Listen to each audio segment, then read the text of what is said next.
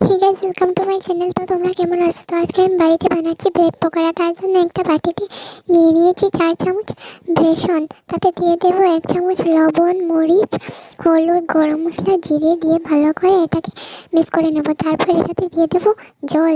জল দিয়ে আবার এটাকে মিক্স করে নেব। তারপর অন্যদিকে বসাবো কড়াইয়ে তেল দিয়ে দেবো। তারপর এটাতে দিয়ে দেবো পেঁয়াজ। এটাকে নাড়বো, নাড়া হয়ে গেলে এটাতে দিয়ে দেবো আলু। তারপর এটাকেও নাড়বো, নাড়া হয়ে গেলে এটাতে দেবো লবণ, হলুদ, মরিচ দিয়ে এটাকেও নাড়বো। নাড়া হয়ে গেলে এটাকে একটা থালাতে নামিয়ে নেব। তারপর অন্যদিকে এই যে ব্রেডের সাইডগুলো কেটে নেব। তারপর মাঝখানেও কাটবো। কাটা হয়ে গেলে যে আলুর সবজি বানিয়েছিলাম সেই আলুটা এখানে দিয়ে দেব।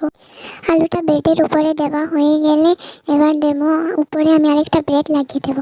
তারপর যে বেসন আগে বানিয়েছিলাম সেই বেসনটা এটার উপরে লাগিয়ে দেবো। আর লাগানো হয়ে গেলে তেলে ভেজে নেবো। বাস হয়ে গেছে আমাদের ব্রেড পকোড়া। তোমরাও বাড়িতে ট্রাই করতে পারো, খেতে কিন্তু খুবই টেস্টি ছিল। আর তোমরা আমার রিভিউটাও দেখে যাও।